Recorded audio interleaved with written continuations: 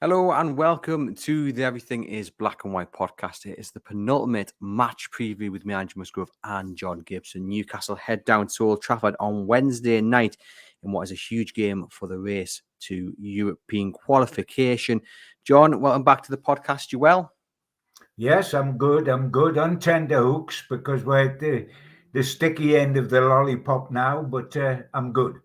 Yes, it's a massive game for both clubs. Newcastle, I would say, go into the game slight favourites despite a rocky away form, but Manchester United are just a chaotic club at the moment, on and off the pitch. Things are not going well. Would you say Newcastle go into this game on Wednesday favourites? Well, certainly they're never going to have a better opportunity than they've got now to cause some confusion. I mean, the bottom line as we approach this, and there's hundreds of ways of looking at it, the bottom line is if we draw at Manchester United on Wednesday night, they cannot finish above us. Now, that would be the first time that has ever happened in the Premier League, and the first time it's happened in 47 years that we will have finished above them. Even when we got back to back runners up in the Premier League during the entertainers era, we were runners up to them both times. So we have never topped them for 47 years. Yet, because of the result they got against Arsenal, we are in a situation we've only got a draw because of the superior goal difference to definitely finish above them. But of course, you talk about Europe, it's a different ball game because Chelsea are a different ball game. From the point of view of Chelsea, we've got to go and win these two matches because then it's guaranteed. Do anything less, and we're dependent on other people. But it'll be nice to finish above Man U. It'll be It's nicer still to finish in the best of European places. It certainly will be. And, there's a lot of negativity going into this game following the 1-1 draw with Brighton, following what some people have viewed as a good performance by Manchester United against Arsenal. I mean, they had a couple of chances, but you really felt Arsenal let their foot off the accelerator a little bit. They didn't want to become an expansive team in the second half and risk throwing away their lead because obviously, the important thing for Arsenal was to win. They didn't need to go and get a second goal. It was all about protecting the 3 points. So, I'm feeling positive about this one. I know it would have been nice to sign off the home campaign, John, with a win against Brighton. I know Newcastle United, I don't think they played badly on Saturday. I just don't think they played, so it's not necessarily that they had a bad performance. It was just they didn't kind of turn up. They will have to up their levels against Manchester United on Wednesday. But I don't fear Manchester United. And I do think Newcastle go into this game as favourites. And Newcastle United just got to believe in themselves because if they do Absolutely. that, they will get 3 points. Absolutely. I know where you're coming from. Social media, knee jerking of fans. Brighton was a disappointment. The result, there's absolutely no question about that, was two invaluable points we let go, which changed the picture a little bit.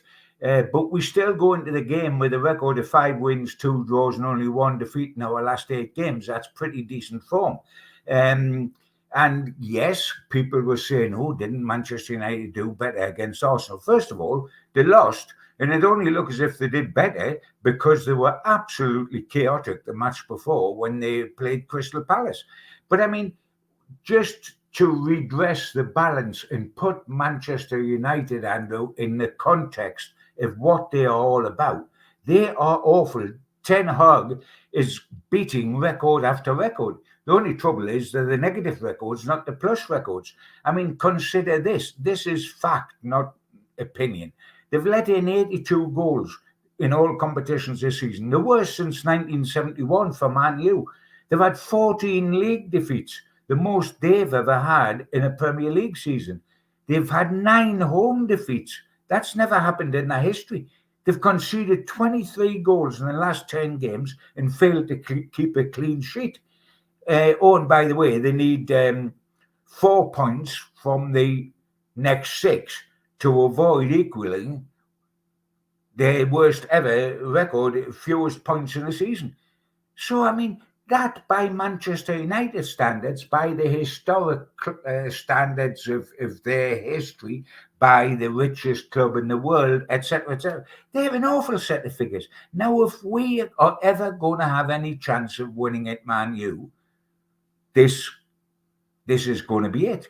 And we didn't win in Man U, and we haven't won in Man U too often in the past. I remember in the old days winning there straight after Hereford, after the week after getting knocked out the cup by a non-league side, and winning against Low, Charlton, and Best, and winning down there with Johan Cabai. But then you look at the recent record of Newcastle v Man United. What have we got to be scared of? We've beaten them twice this season. We beat them 1-0 up here in the league, and we beat them 3-0 down there in the League Cup. And we're actually going for our fourth win on the trot against Man U since the horrendous League Cup final. Because after that, we beat them in the league last season, 2-0.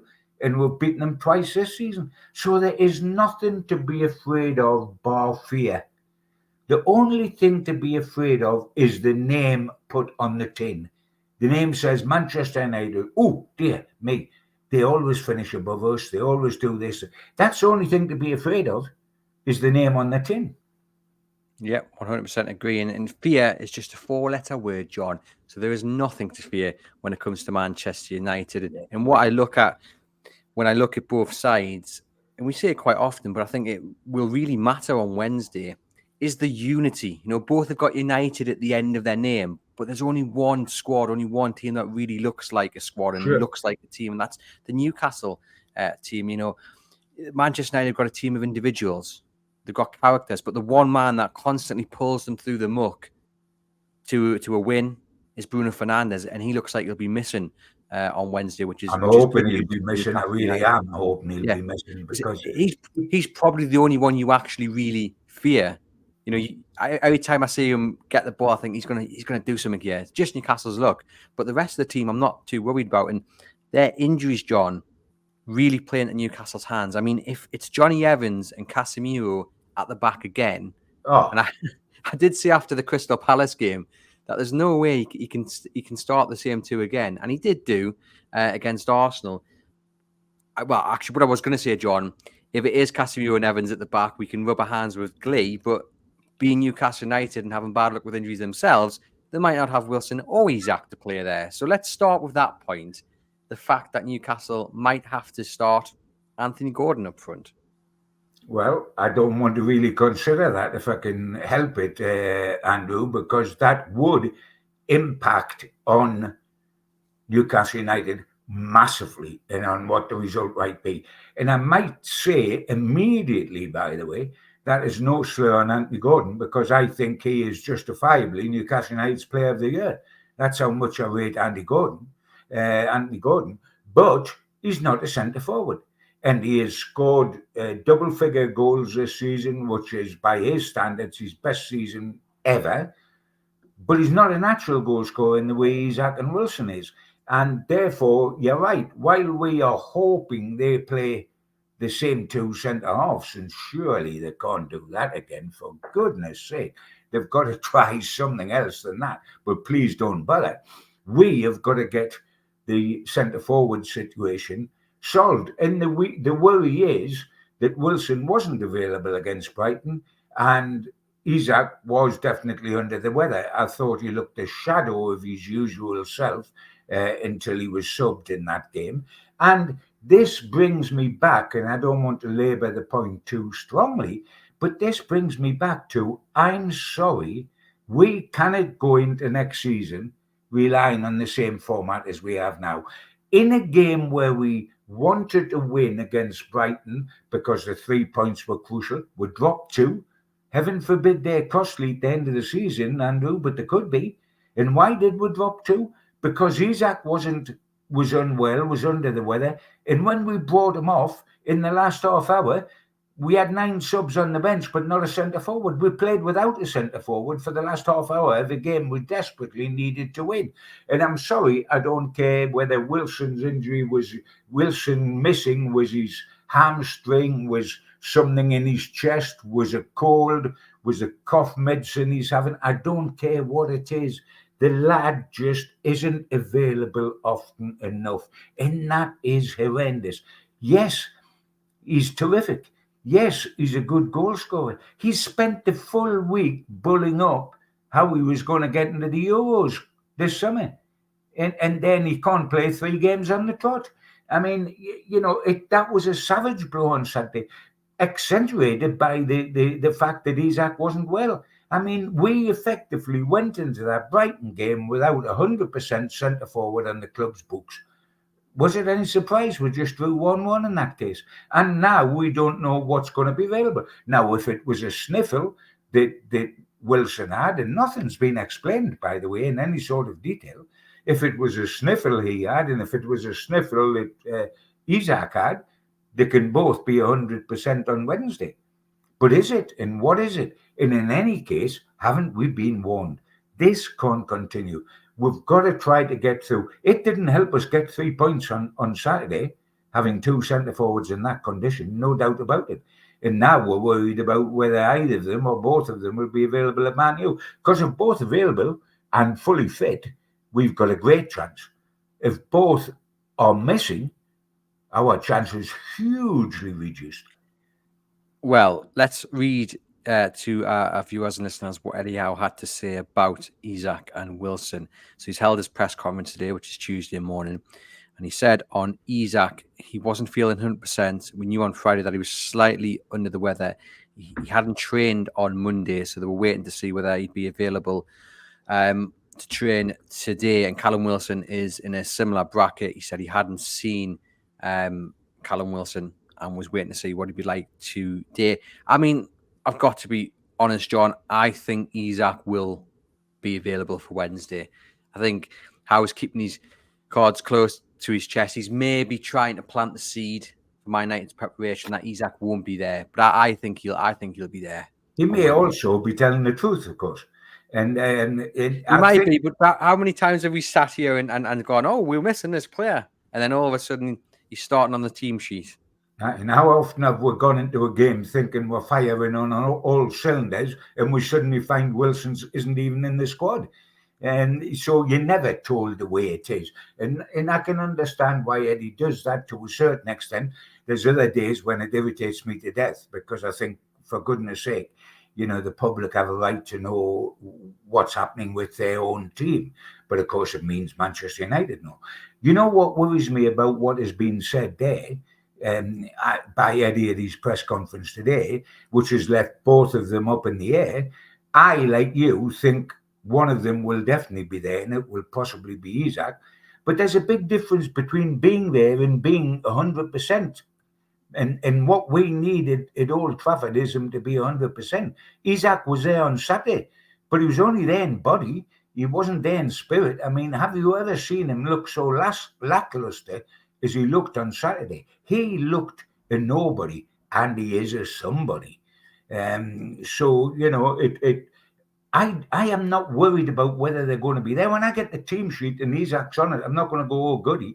I'm going to go, oh, goody, after 10 minutes when I see him running about in the way that he normally does, or running about like he did against Brighton. It is an absolute concern, because there's no recovery time, Andrew. From this match, there's one to go. When you have a bit of a sticky spell in February, there's a recovery spell where you can drag things back again. There's no recovery spell from this. If we drop points again on Wednesday, having dropped points against Brighton, then we're going to the last match. Goodness knows where we are. And we haven't got time to... I mean, wouldn't it be ironic in this season, which has been absolutely traumatized by injuries, that right at the end, the thing that's worried us too, other hacks and all the Newcastle United fans all season, which is a lack of centre forwards physically fit almost 100% of the time, comes home and bites us on the bum. Because that is what we're worrying about at Manchester United. There was no time after Brighton to get people really fit again, whether it's an illness or not, by Wednesday, and there's no time after Wednesday before Sunday. So this is really a difficult time, and we'll know inside the first 10 minutes down there who is actually fit. This and not scenario, just John, not with the just on strikers. the park. Yeah, this scenario, John, with the strikers, a lot of people said after Saturday's game when the team used Brook and Wilson wasn't on the bench, that was kind of the final straw for them. They'd said keep Wilson next season, manage him. We can get 15, 20 games out of him. Fantastic. Bring in another striker. But a lot of people have said, nah, done now. We actually changed our minds totally. If we can get 12 million from him in the summer, you cash in and you bring in two strikers. What was your opinion on Wilson stopping at Newcastle prior to Saturday's absence? And did Saturday's absence and the fact he might not be available for Wednesday's game, has that changed your mind on the future of Callum Wilson? I don't think the game on Saturday changed my mind. If you look back on our podcast, I've been banging on for a long time that we should sell Wilson. Because I think he's a wonderful centre forward. A long while back, but this season, you'll remember I did a thing and raised an eyebrow when I said he would be good enough to go in the all-time number 9 legends if he was able to stay fit, because his ability is that good. But there's always a but with Callum. You look at his record, the number of starts he's made in the 4 years at Newcastle. It is horrendous. And it isn't going to get any better. At the age he's at, it isn't going to get any better. Now, if he could sit on the bench and be the number 3 striker next season and we bought a number 2 striker, that's fine. But do we want a number 3 striker that's on something like 90 grand a week? And will he not want the last hurrah somewhere else? But even if he would sit as a number 3 striker, if we have got to sell a first team squad player to help raise money with this financial fair play, then for me, the two you cash in on are Almiron and Wilson. You do not sell Gordon or Isak or Bruno. Now, if you've got to sell somebody, sell Wilson. If somebody will pay 12, 15 million for a bloke with his suicidal fitness record. But, if you can afford to keep him because you can stand his wages to be a third striker, and he's willing to do that. But honestly, you're gambling even then, aren't you? Because your third striker can come into play, but is he going to be fit enough to come into play? The easiest thing to do is flog him and start again. But I was having this discussion with Aaron on the Monday show about which team would take a gamble on him, because I think they'll ask the question of, why Newcastle United selling them. We all know why Newcastle United might cash in. It's because you can't rely on them. And if you're a team down the bottom end who buys a striker to score the goals to keep you up, you need a striker who's going to play the majority of the season. And that, unfortunately for Callum, isn't him. So a little part of me wonders whether Newcastle United will either have to sell quite cheap, and I'm talking 7-8 million, because no one's willing to splash 15 million on Wilson because of that fear his injury record, or whether they're just going to be stuck with him until his contract runs out, potentially, because no one is coming in from and they don't want to sell him on the cheap. They can't easily be stuck with him, and he is on a very healthy contract, healthy unlike himself. He's on a very healthy contract at Newcastle United, so he's only going to go if the next contract is healthy as well, because the ambitions at this stage of life. I know he thinks he can play for England, etc., but this is going to be his last big hurrah with England if he made the squad, as it is with Trippier. Age-wise, they're not going to be in the next time England are in a shake-up for finals. World Cup. He's not making the squad, John. He's not. No, of course he's not. But I'm talking about what he's thinking. I said on the last one he won't make the squad, but he thinks he can. But not by then being out against Brighton. But the only hope you've got is perhaps a foreign club would come in and buy him on his reputation, on his goals per game record. There was interest shown in him and Trippier and Almiron during the last transfer window when Eddie wasn't looking to get rid at that stage, and Eddie was quite pleased to keep the people that he had. But some very hard decisions are going to have to be made on several players, and Almiron and Wilson are two of them. And where you've got to decide, do we cash in now before they're worth nothing, or do we stick with them? And Are we forced to cash in on somebody? If so, they're the best two to cash in on, where you might get a few quid, but you're not getting rid of your big hitters. But really, I mean, Brighton just brought a sigh from me because it just confirmed what I already knew. And I think it confirmed what we all already know, which is through no fault of his own. It's not a matter of Callum being a shirker or anything like that or being accused of that. He most certainly isn't. His body just gives up on him. And that's life. That happens to footballers, and it's happened to Callum. But we can't carry lame ducks. No, I agree with you, and I think the point is that me and you are both big fans of Callum Wilson. And when you did that podcast a few months ago, and you said we could, and we should have been talking about him in the very top bracket of Newcastle number 9s, that was a sincere point because he Absolutely. is that good when fit, and it is a massive frustration that we have not got to see the best of Callum Wilson. We've not got to see him finish a season with 35, 38 games under his belt, and it is in many ways a wasted opportunity. He reminds me sort of Dean Ashton. Do you remember Dean Ashton at West I Ham, do very John? much. Won I- England caps. Looked a Yeah. great centre forward to go to a big club, Norwich City, I think originally, and then you just don't see him. It never happens. It never materializes. And let's be truthful. At this stage of his life, Callum Wilson's not going to get any fitter. He's not going to be available any more times. He's going to be available to start less than half the games in a season and probably near a quarter of the games in the season. And that is something that you can't put up with. It's no good saying a centre forward's a great centre forward if he's who scores goals, and look at his goals per game record. Yes, of course. But if he never plays, it's completely and utterly pointless. I was sitting next to Supermac at the match against Brighton. He's got a wonderful goal scoring record, but it's no good sitting next to me, bless him, at his age. He's not going to help the current cause. And the same applies very, very sadly, and I'm sad to say, but football is an unsentimental game. Fans can be sentimental about who they love and who their heroes are. When you're within a club, football is about who's got the guts to make the harsh decisions. And the harsh decision is that Callum Wilson is not the Callum Wilson that we bought or that we thought we had when we bought. It's getting slowly worse. It's understandable. He's had 2 horrendous injuries and you don't come back from them. Yeah, I wonder if there's going to be interest from Saudi Arabia. That could be maybe a destination he heads to, but that, of course, then would that is a possibility, and that would be for decent money. And that league and the intensity of it, or the lack of intensity, they would take a gamble. They're looking at Casemiro, for example, not as a centre half, isn't that? But they're looking at him to take him out there for next season. That players like that can go out there.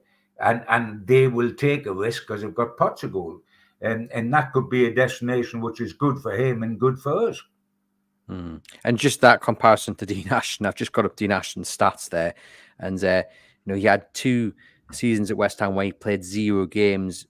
He did play 46 games in the Premier League for West Ham with 15 goals. So obviously Callum's played a little bit more than that. But the point was 2 excellent strikers hampered by injury, but fingers crossed Callum does make a miraculous recovery and can play some part at Old Trafford on Wednesday, because when fit, when able to play, he's an asset to Newcastle United. Eddie Howe has said he'd like to keep him. I wonder if that's a little bit more to do with the fact that the budget probably doesn't stretch to bringing in 2 first-team strikers. Andrew, have you ever seen him say that he doesn't want to keep anybody? That's very true, John. He's very good at the public spiel, which keeps the dressing room. He wanted to keep Maxi. I wouldn't be at all surprised if he was asked the question, and he won't be asked the question, whether he'd want to keep Jeff Hendricks and all the boys whose contracts are running out and we haven't seen for Isaac Hayden, that we haven't seen for Youngs. He wouldn't say anything nasty, and I'm not meaning you should, but he can afford to say that he wants to keep Matt Ritchie and Paul Dummett. He wants to keep Gillespie, the goalkeeper. He wants to keep everybody. It's the way to be nice and to keep that spirit in the dressing room that Manchester United hasn't got, because he knows the decision about keeping them or not keeping them will be taken by the directors, and they will be the people that perhaps people in the dressing room say, the directors forced Joe Bloggs out the club, but the boss wanted to keep him. The boss wants to keep everybody. Yeah, he knows what he's doing, does anyhow. Before we get into the potential team, John, then I'm just looking at the kind of the permutations for Wednesday, what it could mean for Newcastle and European football. And the first one we have to start with, and I know Newcastle are on 6th, and I actually still think they'll get 6th, but is 7th place is the interesting one, because at this moment in time, 6th place is where the European football stops. 7th place will get European football when, because I don't think if is the right word, when Man City beat Manchester United in the FA Cup final on Saturday the 25th of May. So if Man City lift the FA Cup, the place in the Europa League group stages that the FA Cup winners team is transferred to the highest placed league spot without qualifying for UEFA competition. So that would go to 6th, because at the moment 6th place is Europa Conference. But if Man City win the FA Cup, that becomes Europa League, and 7th place becomes the Conference League. So even though a draw for Newcastle on Wednesday would see Newcastle definitely finish above Man United, European football isn't guaranteed because of that permutation there. But we're betting on Man City beating Man United, right, in the final? Oh, like me, I think half the Red Devil fans will be thinking Manchester City are going to beat Manchester United. I mean, it would be one of the great sensations if they didn't.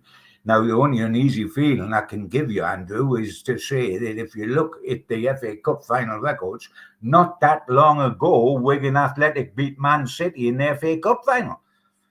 So anything is possible. You know what I find very interesting, because you always look at what's the possibility if that happens, if this happens, and whatever. Think of this: Brighton took 2 points off us at the weekend. Awful for us, because those 2 points could be very handy come Sunday night. They took 2 points off us. So, but do you realise they can do us the greatest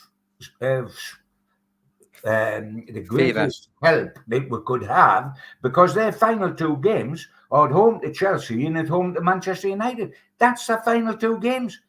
Now, every time I've got a daughter that lives down at Tynemouth, and whenever I go to Tynemouth and take my grandson, and I'm doing that this afternoon, out for a little walk along the seafront, the seagulls come in and nick his ice cream. Well, let the Seagulls nick a couple of wins here against these 2, and we will be in Europe, regardless of our results.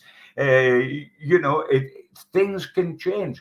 Brighton have suddenly become the half-decent team they used to be, or the possibility of becoming that, in the way that Crystal Palace have suddenly become a heck of a team, having been nothing for most of the season. There's still hope, because Brighton are at home to the 2 teams that are threatening us. But we've got to help ourselves as well, and we've got to start by helping ourselves against Manchester United. And if we did that, I think we would win at Brentford. Right, let's get into, first off, how you'd like to see Newcastle approach the game on Wednesday. I would like to see them just go for it, because I think when teams run at Manchester United, they can't handle it. Now, they've been decimated by injuries. They're playing pretty much a makeshift back four, depleted midfield. They can't handle it when teams take the game to them. There's a lack of pace at the back. Now, obviously, that all depends, John, on Wilson and Isak, because I do think in an ideal world, you could see Eddie Howe maybe wanting to play that 4-4-2 with 2 up front, Wilson and Isak, if it was available. I don't think he's going to have the opportunity. So I think he probably will go 4-3-3. But you can still go gun-ho. You can still take the game to Manchester United, regardless if it's 4-4-2 or 4-3-3, can't you? Yes, of course. I mean, if you don't, you're being suicidal, because your best hope against Manchester United is to be on the front foot. You do not go there and play for a draw, or you don't go there and say, if we can keep it 0-0 for an hour, we'll get something in the last half hour. That's when they had a good side. You did that when Manchester United had a good side.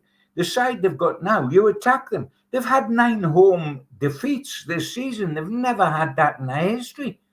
Manchester United have never had 9 home league defeats in their history. They've had them already this season.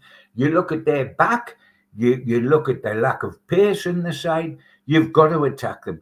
And Newcastle were very refreshing when they went to Burnley and we got the team sheet and they had Wilson and Isak on it, they had Murphy in it, they had Gordon in it, they really went for the jugular. They've got to go for the jugular here because, as you say, a draw means we'll finish above them, but it doesn't automatically mean we're getting to Europe if Manchester United produced a ludicrous result in the FA Cup final. Because Chelsea have got to be stopped. We have got to have a go at them. And we've got to go in with guns blazing. We've got to go in on the front foot. We've got to make them worry about us. There's absolutely no question. It's almost impossible to pick the team or to pick the tactical formation when we don't know what's happening with the two strikers, because that is so essential as to be untrue.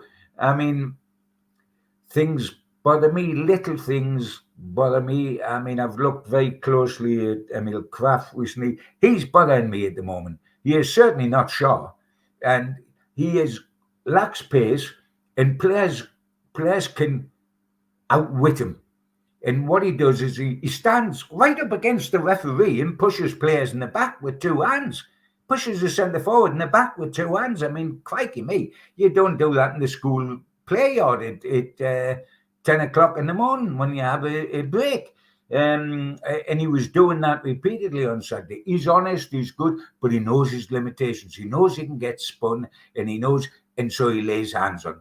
And I worry about him at centre-half. He's certainly not Fabian Schar by a million miles. And I would certainly prefer Lascelles in there with Popman if that was a possibility.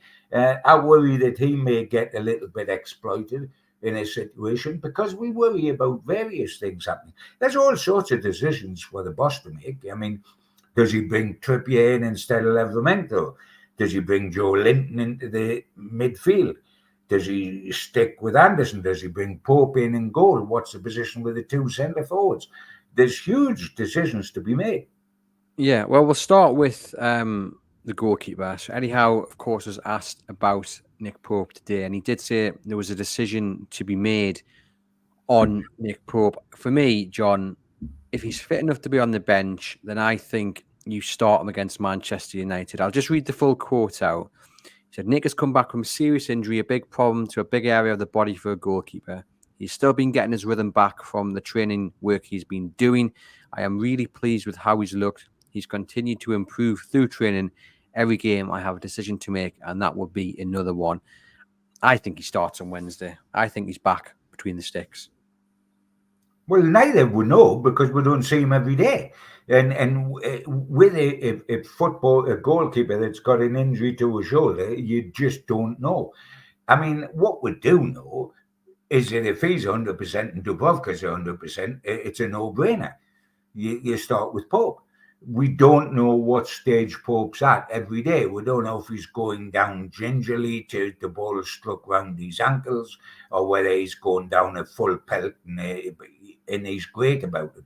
We simply don't know. What we do know is that if he's 100%, you start with him. But what we also know is if Joe Linton was the 100% beast that we know he is, and that's why we said we missed him so much, and that's why we were all so thrilled when he signed a new contract, then Joe Linton would be in the team.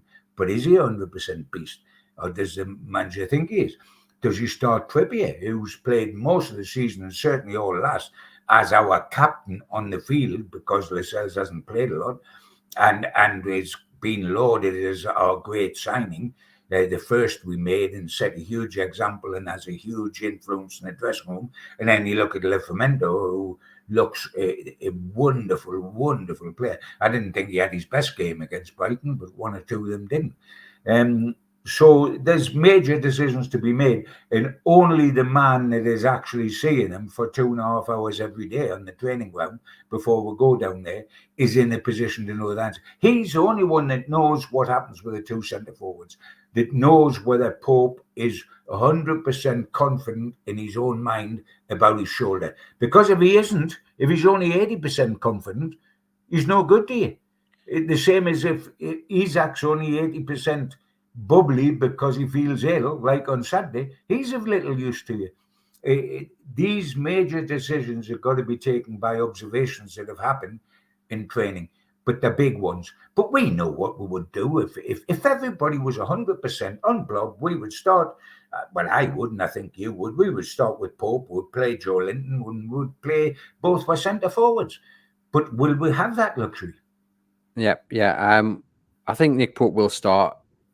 Now, Eddie Howe interestingly said Schar has a possibility for tomorrow. This is Fabian Schar, who was going to be missing the rest of the season a few weeks back, and then he came out, I think it was in the Swiss press, and said, "Hey, I'm not out for the rest of the season."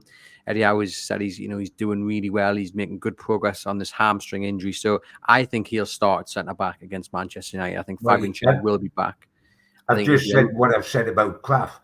Yeah. And said he's no Fabian Schar, so that would have given me a boost if Fabian Schar was playing centre half. I think he'll be alongside Dan Burn. I think Lewis Hall keeps his spot. I thought Lewis Hall was probably one of the only players on Saturday against Brighton that really showed a bit of intent going forward, that looked confident on the ball. I thought Newcastle looked a bit lethargic. They looked a bit disjointed, and I thought Lewis Hall was one of those that stood out. Defensively, still got a little bit of work on. Who's your right back, Andrew? Now, after last week's episode, I said, look, Tino Livramento does not get out of this side. And I'm tempted to stick to it, but if we're talking Eddie Howe, I think he'll play Kieran Trippier.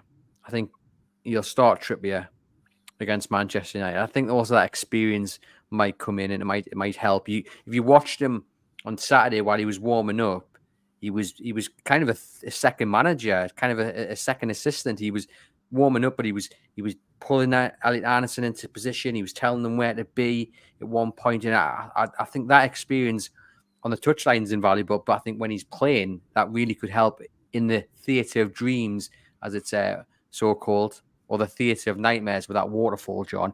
But I think Trippier might start on Wednesday. I think Bruno Longstaff across the middle. And I think Joe Linton, I said last week, John, Joe Linton is a shoo-in at Old Trafford. And I stick by that. I think if there's one name guaranteed, I think it will be Joe Linton to start on Wednesday. Like I said, I didn't think he would start him against Brighton, and he didn't, but he will start him against Manchester United, definitely. Has he told you that? He hasn't, but I just feel like this is the game. No, I've just said if he's fit, you play him because he's the best. And the same applies to Pope, and the same applies to and up front. You don't know where you are with your two centre forwards. No, but you play Gordon, and what would you play on the other side? I'd stick with Murphy. He got a little bit of stick on Saturday for his performance. His end product got criticised, but actually, if you watch the highlights back, he's putting the ball into the box, which is what he's paid to do. Okay, a couple of them weren't that good, but there was a lot of good crosses into the box, and there was just no one there on the end of it. That's not Murphy's fault. His job is to get it into the box, and if Isak or the rest of them can't be there. Anderson's the one you would have out for Joe Linton. Yeah, I think Anderson on the bench. I'd play Murphy. Hopefully Isak's fit. Gordon on the left. If Isak isn't fit, he's only going to have Gordon to play up front, which is a massive, massive blow at Newcastle. You then play Murphy, Gordon, Harvey Barnes. But I really hope that Isak's fit enough to start on Wednesday. Because Gordon in the middle, he's just not.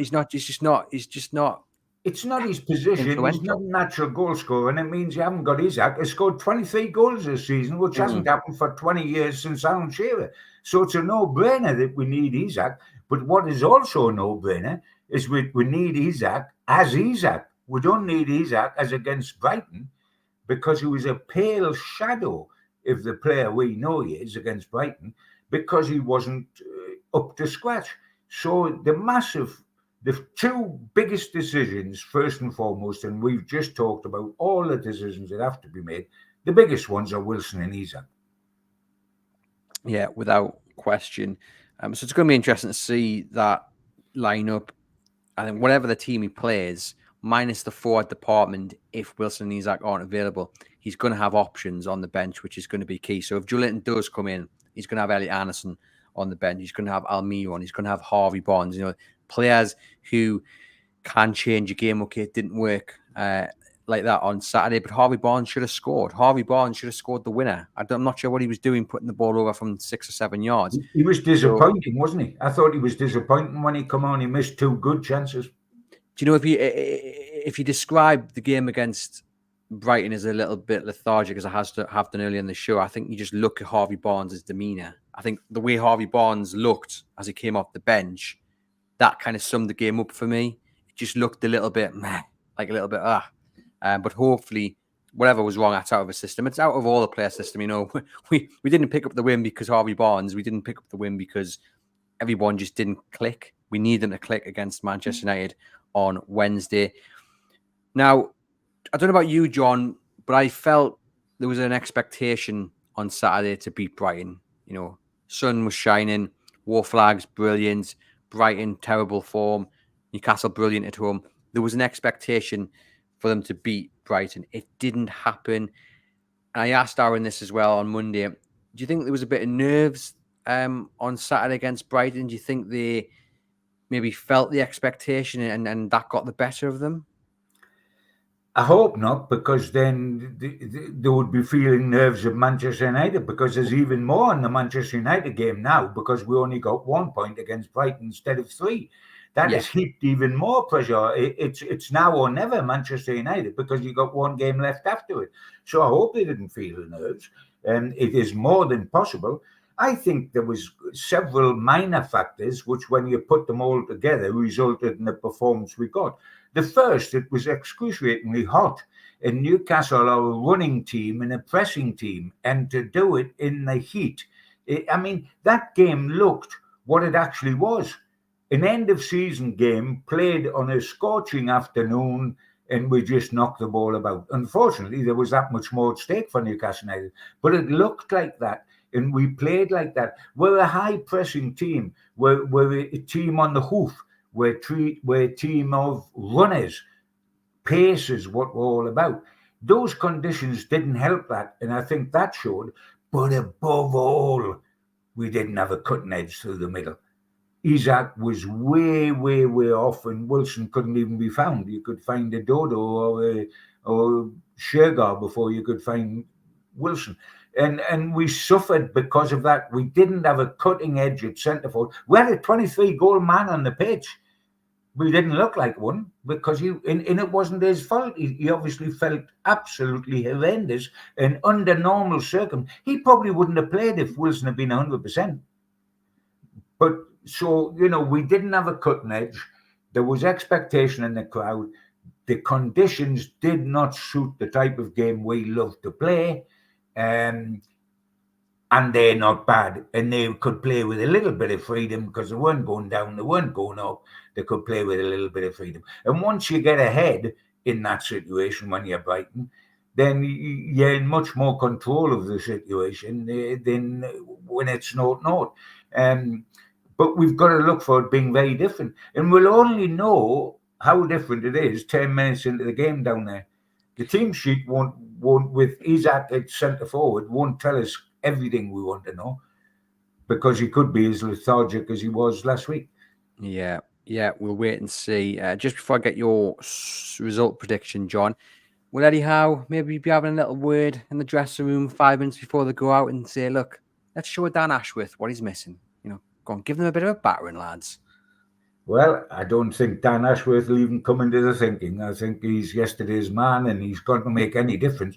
No, I think Eddie Howe had a little word at the end of the game with Brighton, when he saw their manager, who says what a wonderful stadium we are and the greatest crowd in the world and all that. And Eddie pulled him to one side and said, look, me old China, if you love us so much, will you go out and beat Chelsea and Manchester United for us in your last 2 games at home? Because we will be sending you all your wishes, and if you want a couple of crates of champagne to celebrate afterwards, they'll be on me. That's the sort of thing Fergie would have done at the end of a game in the past. Yeah, gone on a little word, but of course the main thing Eddie Howe will be saying is, and one of your favourite sayings, John, is we'll concentrate on what we can do, what we can affect, and that is, of course, beating Manchester United. So the key question is, John, can they beat Manchester United? Will they beat Manchester United? What's it going to be? What's the result? Well, that's a very, very good question. Let's put it this way. They have to beat Manchester United. I'm so desperate for them to beat Manchester United, I cannot contemplate anything else because it is not worth thinking about. Having risen from our bed of nails and that real dip in form 2 or 3 months back, to fight against all the odds with injuries, with Tonali's 10 months, with everything that was going wrong for us, and get to have a complete foot in Europe, to then lose it would be so cruel. I mean, all my thoughts were with Gateshead on Saturday, apart from the St James's Park, because my second club and the cruelty they'd received, and when they weren't allowed in the playoffs, and surely football can't be that cruel. And there was a God in heaven, and they won the trophy. Isn't that wonderful? Surely, similarly, Newcastle have battled against all the odds all season when they were never given a real chance to build on what they had last season. Yet somehow we've stayed in a driving seat to make Europe. We've got 2 games to go, and that's it. I'm so desperate for it to do us that I can't contemplate any other result. I am hanging desperately to the coattails of the thought that in the past, when Newcastle have produced a disappointment in terms of result, they've bounced back quite often. 9 times out of 10, they've bounced back in the next game with a positive reaction and produced a result and swept away the clouds. And the third thing that gives me real hope is they're so flipping awful. I mean, this isn't Manchester United. Take away Manchester United and call them Burnley, and we go there and win 4-1. I mean, they are awful. They are awful. So, yes, we can beat Manchester United. And yes, I believe we will beat Manchester United. Now, please prove me right. Don't prove me foolish. I've got a Geordie heart, and every Geordie heart says we'll win on Wednesday night because we dare it not win, and we dare it not contemplate winning. This isn't the theatre of dreams. This is the theatre of screams for them, and we can make them scream because that is what they're doing. Just give us an even hand. Give us a centre forward. That's all I'm asking. Give us 1 centre forward out of 2 that's 100% fully fit. And let's have a go at them. Let's take the game to them. If we do, we can win. And I'm taking us to win. Me too. I'm backing them to win, and I'm backing them to win by a few goals as well. So fingers crossed. By the time me and you speak on Thursday, John, we are speaking about a victory for Newcastle United down at Old Trafford.